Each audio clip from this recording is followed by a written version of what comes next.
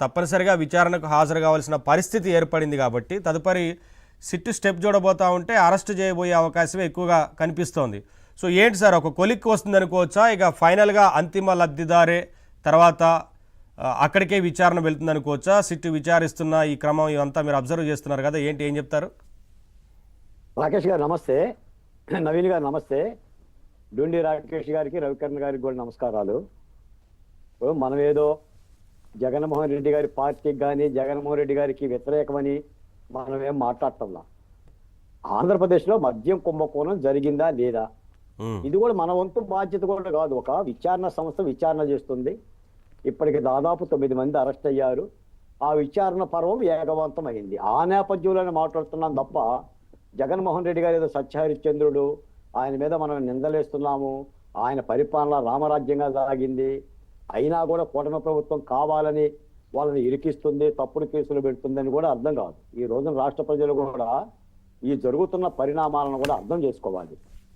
నాకు తెలిసి నిజానికి ఏంటంటే ఈ ఎంపీ మిథున్ రెడ్డి గారు ఏమి లాడింది కాదండి, తాలిబాన్ల నాయకుడు లాడింది కాదు, కసబ్ గారు అంతకంటే కాదు. నిందితుల్ని దొంగల్ని లాక్కొచ్చి లోపలేయటానికి అసలు ఇంత తాత్సారాన్యాన్నే, ఇంతటి నత్తనరకనే విచారణ సంస్థలు ఎందుకు చేస్తున్నాయి అనేది కూడా నాలాంటి వాళ్ళకే ప్రశ్న. నిజానికి ఏంటంటే ఇప్పుడు మిథున్ రెడ్డి గారికి అన్ని దారులు మూసుకుపోయినాయండి. ఆయనకి ఇవ్వాల్సిన సౌలభ్యం మొత్తం కూడా విచారణ సంస్థలు ఇచ్చినాయి. హైకోర్టుకి వెళ్ళనిచ్చినాయి, సుప్రీంకోర్టుకి వెళ్ళనిచ్చినాయి. ఉత్తర భారతదేశంలో ఆయన కనిపించకుండా కొన్ని రోజుల పాటు దాక్కున్నాడు. వెరసి ఇప్పుడు మళ్ళీ నోటీస్ ఇచ్చి విచారణకు పిలుస్తుంది. అంటే ఆయన ప్రాథమిక హక్కులకు ఎక్కడా భంగం కలిగించలేదు, అంతకు మించే ఇచ్చారంట. లేదు కదండి. మీరు గతంలో చంద్రబాబు నాయుడు గారిని అరెస్ట్ చేసినప్పుడు చంద్రబాబు నాయుడు గారు ఒక మాజీ ముఖ్యమంత్రిగా ఉండి 73 సంవత్సరాల వయసు కలిగిన నాయకుడిగా ఉండి నాకు నోటీస్ ఇవ్వండి అన్నా కూడా నోటీసు గీటీసు లేదు, లాక్కి వెళ్తాము ఈడ్చుకెళ్తామని కూడా మాట్లాడారు. ఆ రోజు కూడా అప్పటి కేసులో, స్కిల్ స్కామ్ కేసులో చంద్రబాబు నాయుడు గారి పేరు కూడా లేదు. న్యాయస్థానానికి తీసుకెళ్లిన తర్వాతే 34వ ముద్దాయిగానో 30వ ముద్దాయిగానో చేర్చారు. ఆనాడు జగన్మోహన్ రెడ్డి గారు చూపించిన విచారణ పద్ధతి అది.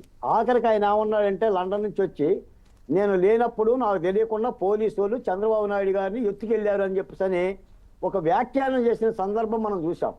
కానీ కూటమి ప్రభుత్వం అలా కాకుండా నిందితులందరికి కూడా చాలా ఏదో సినిమాలో చెప్పినట్టుగా అన్ని అవకాశాలు ఇచ్చి విచారణ సంస్థలకి పిలిచి దానికి సంబంధించిన వ్యవహారం ఉంటేనే అరెస్టులు చేస్తుంది. పైపచ్చి ఈ మద్యం కుంభకోణం కూడా ఇది సాదా సీదా కేసు కాదండి. ఇప్పుడు కూడా నాకు తెలిసి జగన్మోహన్ రెడ్డి గారు చాలా అంశాల మీద మాట్లాడుతున్నాడు.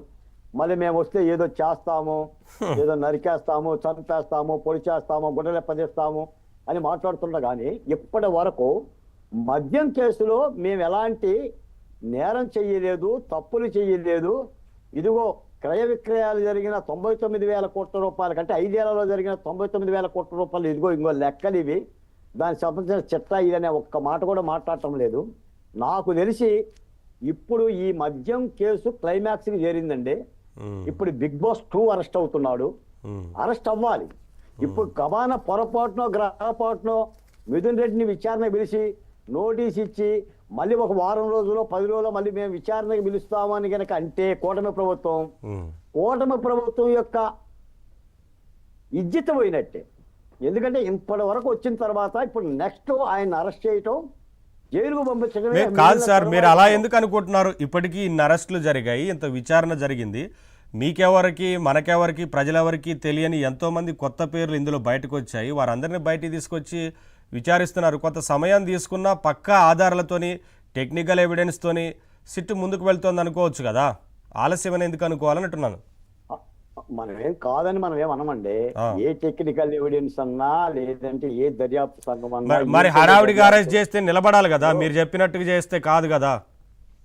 అన్ని టెక్నికల్ ఎవిడెన్స్ సేకరించి పక్కాగా ముందుకు వెళ్తుంది అంటున్నా సిట్టు.